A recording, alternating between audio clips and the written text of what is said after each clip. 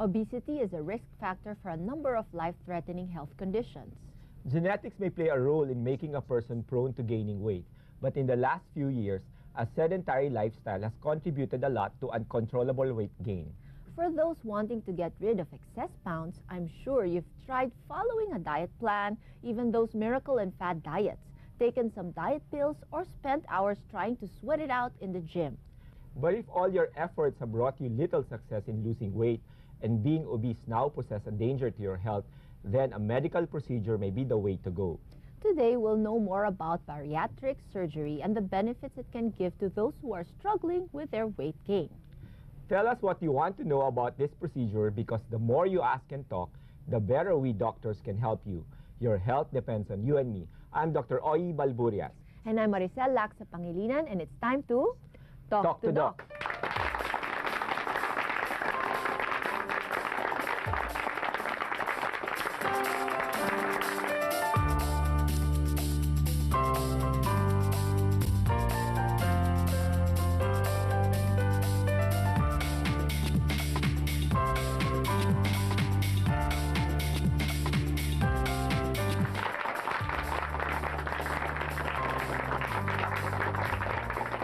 Doc Oy, why is it that weight loss does not come easy for some?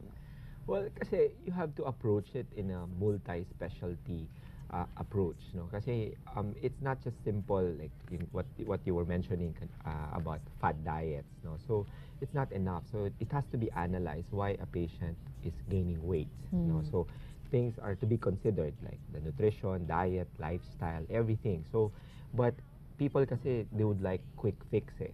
So, which makes it more difficult for them. So they have to be analyzed correctly.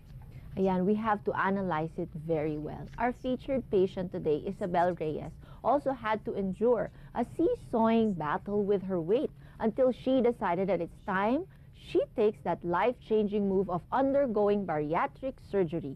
Let's watch this. At a little over 40, Isabel Reyes used to weigh over 200 pounds. And this led to other health conditions like hypertension, shortness of breath, and lack of self-confidence. Walang confident. As much as possible, ayokong marap sa salamin.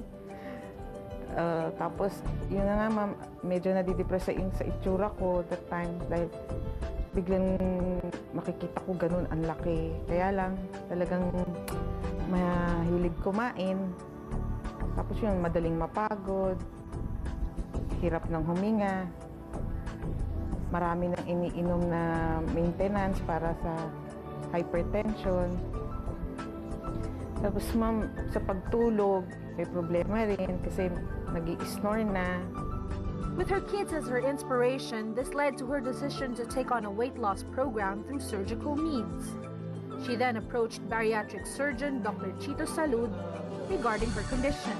Tinanong din niya yung kung ano na yung status ko, yung sa heart, yung sa OB ko, yung gano'n. Pinaliwanag ko sa kanya na sa heart, hirap na akong huminga, and sabi na rin nung dun sa nagtitingin nun sa BP ko is hirap din mag-pump yung heart ko sa sobrang laki ko dahil mataas nga yung BP, nag-fluctuate siya. Tapos, dahil din sa sobrang laki, meron na rin akong tinatawag nilang PCOS, Polycystic Ovarian Syndrome.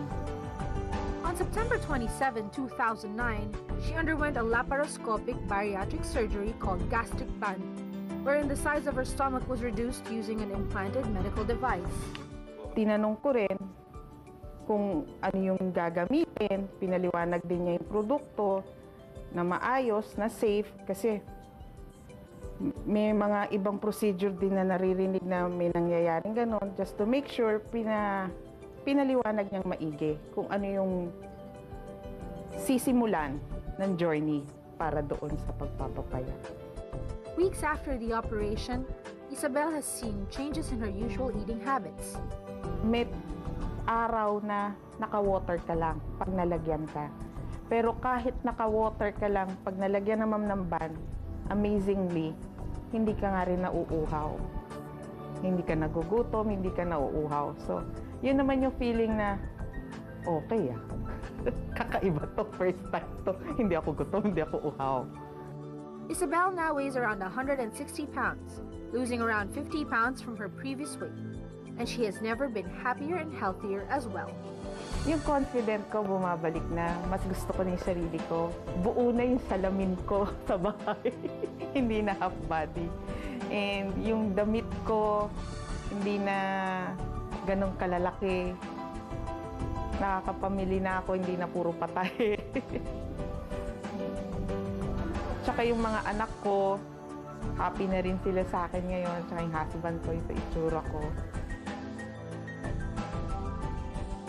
Isabel's weight loss is pretty amazing, di ba, no, Doc? Yes. She actually lost 1/3 of her weight. Yep. Wow, that's amazing. But more than the weight loss, I think it's important that Isabel has taken a major step to lessen the chances of developing serious conditions or illnesses related to obesity. Yes, actually, I'm sure Isabel's story has piqued everyone's curiosity and interest about bariatric surgery. Stay tuned po, because after this break, we'll give you more details about it. Keep it here. Talk to Doc. We'll be right back.